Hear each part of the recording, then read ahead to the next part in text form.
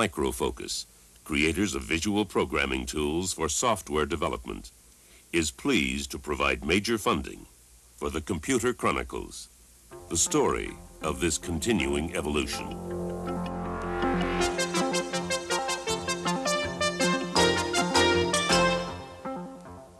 Welcome to the Computer Chronicles. I'm Stewart Cheifet, and this is Herb Lechner sitting in this week for Gary Kildall. Herb, what I'm working on right now is a business applications program called Lotus 123. It's one of the more popular business application packages right now. The 123 stands for the three basic functions which are more or less integrated in here: database management, spreadsheet analysis, and graphics. What I have up right now is the spreadsheet analysis part of the program. I just transferred a file out of my database manager, put it into the spreadsheet analysis, just sorted it out to list these hypothetical offices of our hypothetical business here. And what I can do now, if I want to see a graphic representation of these particular figures, which are quarterly sales figures by office, I can just, with one or two keystrokes, turn that into a pretty impressive demonstration. Our subject today is business applications, Herb, and the first thing I wanted to ask to get going is lots of businesses are making that transition into the use of computers to solve business problems. In some cases, it seems to work out very well. Frankly, in other cases, people aren't so happy with this process. What makes the difference between succeeding and failing in using a computer in your business? Well, Stewart, in 1983, Time elected a Computer Man of the Year, and yet I haven't seen any boards of directors putting computers in as presidents of companies. And I really think that the difference between success and failure in the use of computers, as in any business tool, lies in the hands and the skill of the person using it, their ability to select, to use, apply this tool to accomplish their business needs. Okay, we're going to be meeting an executive from Computerland. We'll meet a computer expert from Stanford University, and we'll hear firsthand what IBM is doing to help solve the business problems that companies have. First, let's go out inside and see how computers are being used now in business. Integrating computers into the workplace evolved from the basic need and curse of almost every office: producing, manipulating, and storing written information.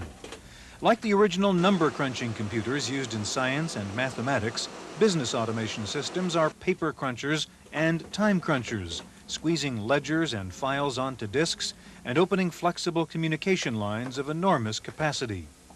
There is no shortage of predictions about what the impact of automation will be on traditional workplaces, but one trend is certain: offices are being redesigned to accommodate a new level of information gathering and distribution. In glossy magazines that promise paper-free offices, personal computer terminals are ubiquitous. Just as business software becomes more integrated, hardware is becoming a more integral part of desks, counters, and even briefcases, absorbing more and more of the traditional desktop tools.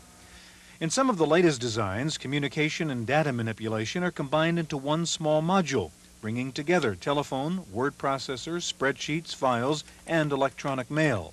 Digital voice storage is incorporated in an effort to make the system more executive and clerical friendly. Kevin, I'll be sending you the one-pager advertising the system. Computers are suited for more than just front office use, but the computerized desk is an example of automation applied to streamline the most time-consuming tasks. Paperwork and phone calls are estimated to make up as much as 75% of office activity.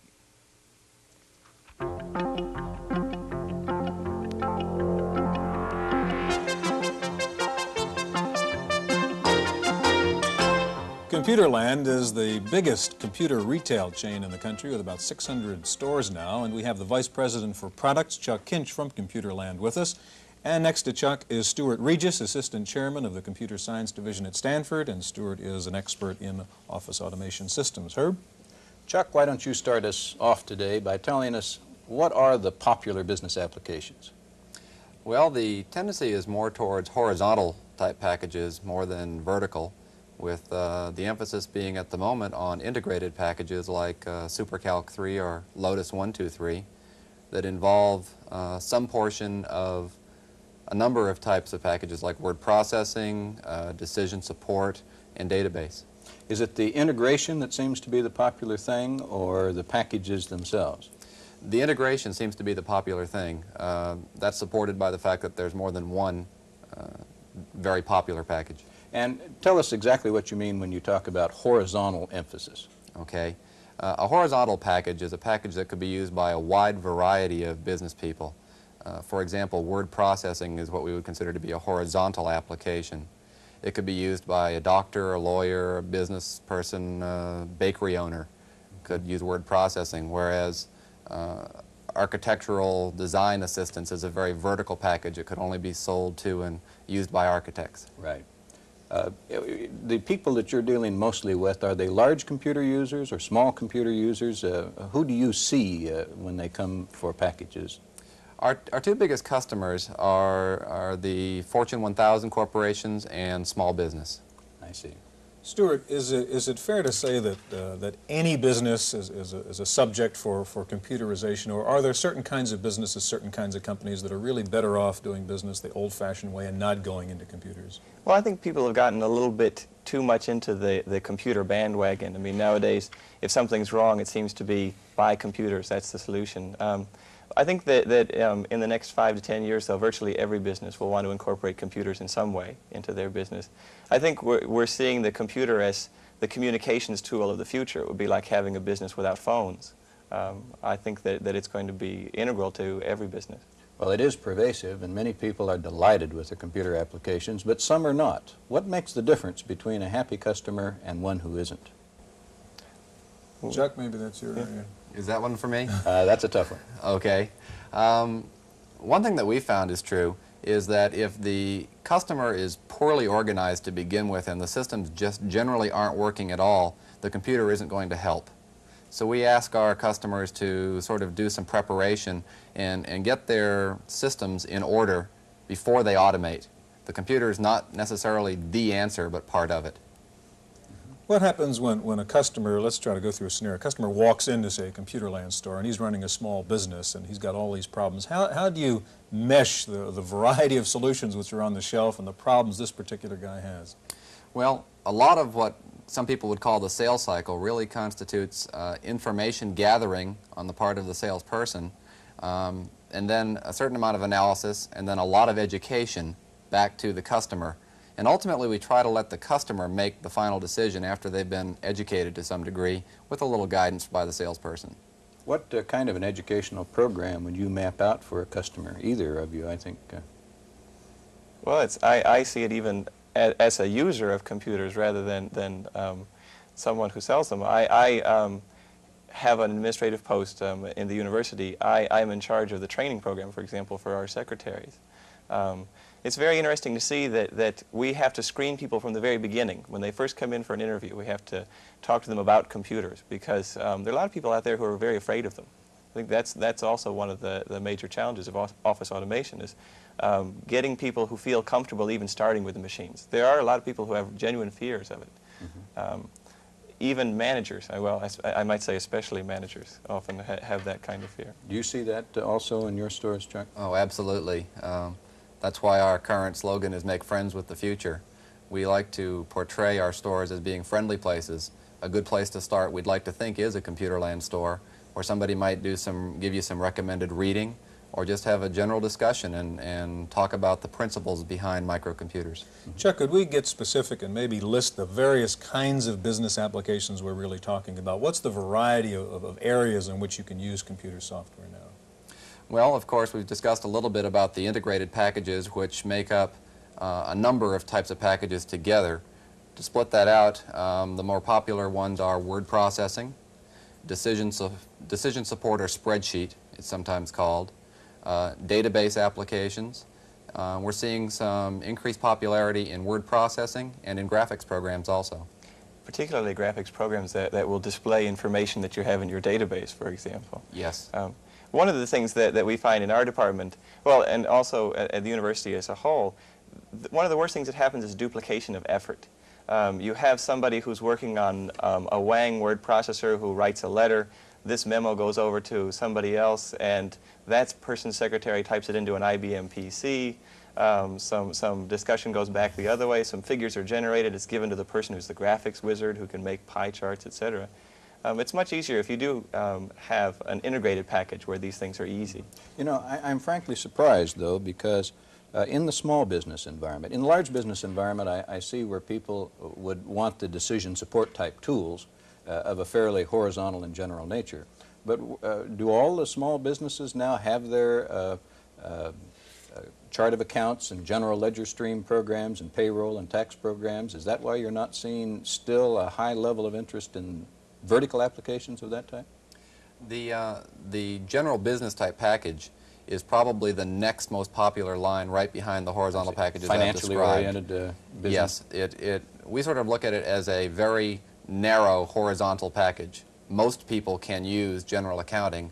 However, it is rather vertical in its expertise, and it requires some accounting expertise also. I see. Go ahead. An interesting application that you didn't mention was electronic mail. And I can see that for a small business that wouldn't be as interesting. I was just curious how sales go in terms of any kind of electronic mail packages.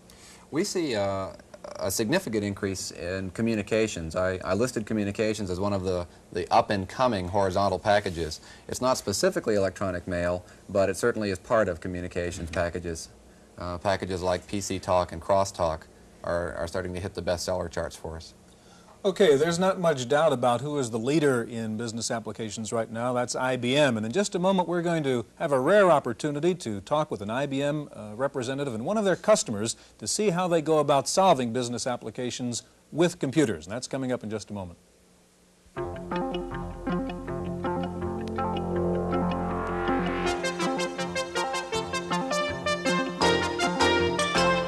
Joining us now is Bill Blackmer. Bill is the manager for productivity systems at Levi Strauss here in San Francisco.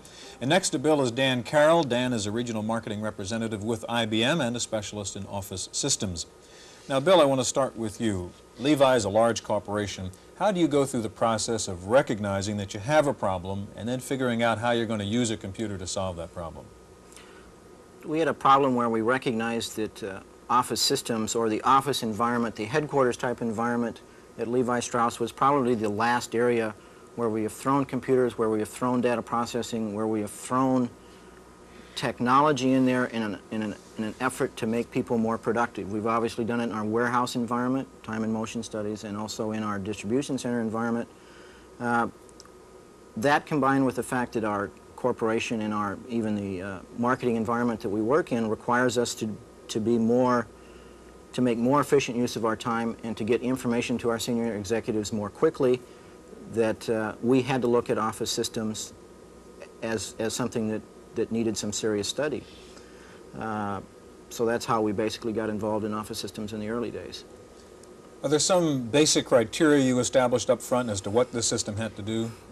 Yeah, we kind of looked at it as a three-tiered approach. There was one thing that Levi's has a little saying that says that Levi's is people. Office systems, office automation is a scary term to a lot of people, so it became very important to put these people at ease and to make them own the process. So office automation, we involved the people that were involved in office automation in the early stages, which were largely word processing, secretaries in the decision-making process. We wanted them to feel comfortable with what they were getting, we wanted them to know why, and we kind of wanted them to own the decision because they are the basis and the backbone of our decision. So people was important to us. The second thing was integration. We needed an environment where our secretaries and our middle managers in Dallas could talk to New York, could talk to London, whatever our cases, or whatever the case might be that you'd want to get into. So we needed an integrated system that could work off our communications network and off our mainframe. The third area that was important was something we call planning. Office automation and systems tends to start off with the idea that the secretary is the resource. Well, it does not take a person very long to realize that you have to deal with middle managers, that you have to even deal with senior executives to get information flow out of your corporate databases to those environments to make decisions. So we call it people, we call it integration, and we call it planning. But people is important. Dan, how does IBM go about supporting a customer who, like Levi's, recognizes they have a problem and want to do something about it? Well, once we have the chance to sit down with a customer like Bill, we try to pursue two directions at the same time. First, we try to take advantage of the host databases and networks that may be installed at that customer.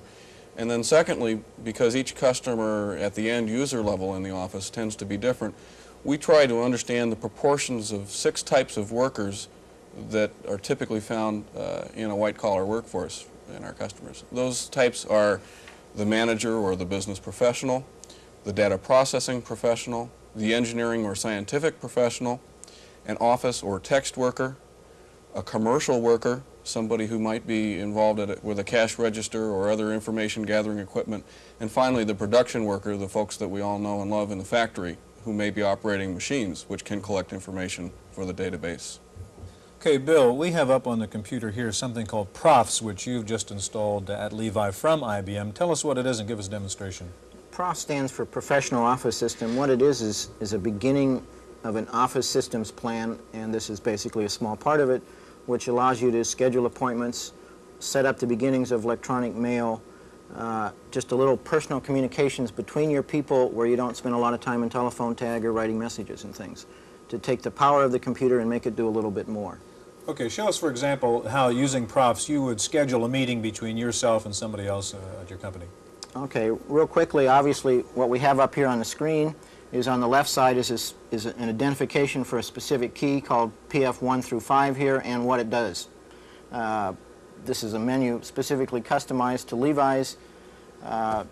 We know our environment best, and that was the nice thing about the package is we could get as specific for our environment as we want to. So we want to schedule an appointment here. So we hit PF1, which says I want you to go out there and pull in that part of the system that calls for scheduling appointments. Here it comes back. I happen to be the one logged on, so it's looking for me. It's telling me today. And like I said, and this gives us a series of options to deal with scheduling. So you want to schedule a meeting. So let's hit what it calls there, which is the PF7 key. And once again, now it's going out here and loading this thing in. Just as an example, let's schedule a meeting for Monday, sometime on Monday, for, what would you like, 2 hours? 2 hours? Let's 2 hours? do a 2-hour block. Let's get me involved in this meeting this time. So we'll try to set up a meeting between you and somebody else at Levi. Right. A lady that needs no introduction at Levi's. And what's happening now? All right, what it's now doing is it's going out there and looking in my schedule and Bonnie's schedule for Monday and finding out if there's an open 2-hour period. So, you know, if we have 800 schedules out there, it's looking for our 2 specific ones and coming back with a note. And what does it tell you? Well, this note is telling us that it could not find a meeting time to match these requirements on this day for Bonnie and I. Okay, so you didn't have a 2-hour block, or she didn't have a 2-hour block free? That's correct. In this case, we know that I don't have a 2-hour block free. Okay, now let's try to schedule, say, a shorter meeting, see if it could find a shorter period of time for you two to get together. Sure. Go back once again. It always throws you back to the menu so that you do your best not to get lost. So we'll schedule a meeting again, the PF7 key. And the time is, you're in fact plugged into a mainframe here, aren't you? Yeah, this particular test that we're running right now is tied to an information network that's running in Florida, but it is customized to our specific environment. It's an example, it's exactly what we're going to bring in-house. So let's go out here and let's schedule, what would you like, 15 minutes? 15-minute meeting. All right, so we'll hit 15 minutes, and I always wonder when I do this if I'm going to spell my name wrong, and I just did. Okay, and let's get Bonnie in here. A-N. I suppose if you did enter the wrong name, it would tell you so. Well, it would either tell you so if it could match 5 or 6 characters up, it would go out and find the name anyway, without any, whoops. Well, let's hit transmit so that we get some action done here. Once again, it's going out there now and comparing our 2 schedules. Okay, now looking for 2 15-minute blocks which are open on both your schedules now. That's correct. And what's it saying? And it's coming back and saying that we have a 15-minute schedule here on Monday, and at between 8 and 8:15, and we have a whole hour open Monday afternoon. What we do at this stage, if we decided to pick the 8 o'clock meeting, is simply enter an X here, saying I've decided I want that time with her. It throws me into a note that says, where do you want the meeting? What's the purpose of the meeting? But it's a note that's going to be sent to her electronically, so when she's on her terminal, she'll know that that meeting is there and set up. And this is where I would enter that information. Okay, Dan, is this typical of the kind of problem solving you might take in any other corporate client? Oh, very much so. We, in fact, use a system like this internally within IBM. I got the note to come here today on a terminal just like that.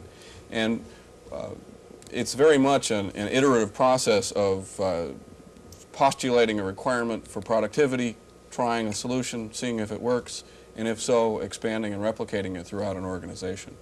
First question that comes to mind when you see it, I mean, it's very impressive what it does. It's got to cost a lot of money to put a system like this in. Is it really worth saving the trouble of making the phone call to Bonnie and saying, when are you free on Monday? Bill, maybe you could speak to that better than I. I always get the hard ones. I think when you get into the office environment, you're not really talking automation in the traditional sense, where you get out there and you say, if I could only do that 5% faster or type 10 more pages. Automation's a bad term for the office, because if increased productivity equals the fact that what you do is type 10 more letters, spend 15 more minutes in a telephone call or something like that, you wake up with a view that I know a 4-year-old who was in a truly automated office and asked, what do you do? What does your father do? He said, well, he types and he looks in files and he does some things on the terminal. Well, sure, I do those things, but that's not really my job. So productivity means making your job easier to do business work, not office work. Gentlemen, we're out of time. Thanks very much for being here, and thank you for joining us on this edition of the Computer Chronicles.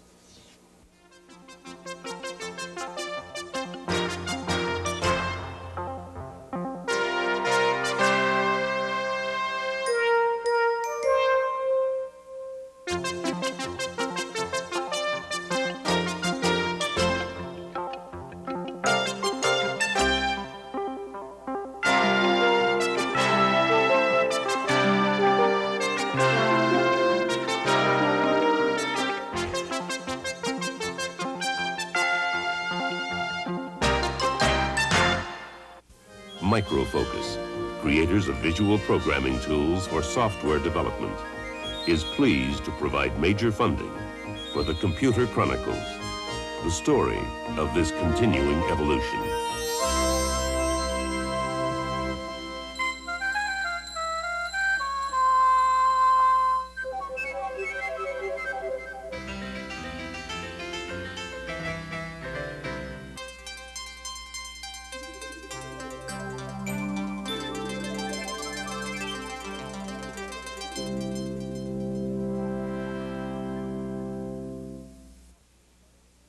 Random Access is made possible by a grant from Popular Computing, a McGraw-Hill magazine. In the Random Access file this week, Macintosh. What else can one say? If people weren't talking about the Mac itself, they were talking about the Mac commercial. In any event, the long-awaited Macintosh is now on the market amidst an incredible amount of hoopla. Early reports from dealers indicate what is described as tremendous consumer response. Early readings from dealers also indicate some concern over Apple's plan to sell Macs to universities at nearly 60% off. The dealers fear an active cut-price secondary market, with students buying Macs for $1,000 and selling them at a profit and still undercutting dealers by about half. Apple Chairman Steve Jobs talked about the new Mac during its unveiling earlier this week. And what's so exciting about Macintosh is, while Lisa pioneered this amazing technology, this amazing software technology that makes this possible, with Macintosh we've been able to take that software technology and pull it down into a price range that's going to be affordable not just to the corporation, as Lisa is, but to the individual. The Mac is basically a mini Lisa with a 32-bit microprocessor, one built-in 3.5-inch microfloppy, a mouse, and a 9-inch black and white monitor. The retail price is $2,500, and most analysts are saying that the success of the Macintosh is critical to Apple's future. Most reviewers have given the Mac excellent marks. However, some say that the lack of color on the Mac may limit its appeal. Meanwhile, the Macintosh got a nice early boost when the accounting firm of Pete Marwick announced that it will buy 2,500 Macs to be carried around by its auditors for use in on-site audits. The move makes Pete Marwick the first major accounting firm to send its auditors out into the field with computers. The importance of Macintosh to Apple's future was emphasized this week as first quarter earnings reports started surfacing. Apple's net profit fell 75%. The reasons cited were slow Lisa sales, price cuts on the IIe, and heavy R&D costs related to the Macintosh. Digital Equipment reversed its drop and showed a 40% increase in earnings, by the way. and IBM reported earnings up nearly 25% during the last quarter. And a market research report released this week shows that IBM and IBM clones now have about 60% of the Office PC market. The report projected that IBM machines would have more than 70% of the market by 1989. Well, this was the week of the Macintosh. IBM reported the start of volume shipments of the PC Junior this week. However, there were questions as to what volume really meant, as IBM warned that supplies would be limited. There were rumors that IBM was having problems due to parts shortages, but IBM said absolutely not. Last week, IBM announced the availability of a Unix system for the IBM PC. Now, AT&T and Digital Research have announced a deal to jointly develop and distribute software based on AT&T's Unix operating system. Digital's president and CEO, by the way, is Gary Kildall, host of the Computer Chronicles. While Apple this week was singing the virtues of its new 32-bit Macintosh, giant Hewlett-Packard announced that it was dropping plans to market a 32-bit computer. HP said instead it will concentrate on a new breakthrough product for release in 1985. Gene Amdahl's Trilogy computer ran into problems this week as Trilogy announced a delay in shipments of its new supercomputer. There were reportedly problems with the first prototype chips. Trilogy is developing 2.5-inch square wafer chips that will replace as many as 100 conventional chips. Apparently, the prototype chip had problems with its metal coating, leading to shorting and overheating. Fairchild of Mountain View got slapped on the wrist this week as the Pentagon took Fairchild off its list of approved suppliers. The Defense Department said Fairchild had failed to comply with government-specified quality control standards. In the world of software, MicroPro of San Rafael announced this week that it will go public with an offering of 2.5 million shares in March. MicroPro is best known for WordStar. And a new report by a software publishers group says that software piracy in the United States is now costing the software industry $20 billion a year. Some estimates say that nearly 80% of the software in use is pirated. Finally, there was almost more interest this week in Apple's Macintosh commercial than there was in the computer itself. The $500,000 TV spot ran during last weekend's Super Bowl and caused quite a sensation. Some thinking it was absurd, some thinking it was fantastic. The popular analysis of the spot was that Apple was picturing IBM as Big Brother with Macintosh as the hero of the people. Well, we'll see. That's it for this week's Random Access. I'm Stewart Cheifet. Random Access is made possible by a grant from Popular Computing, a McGraw-Hill magazine.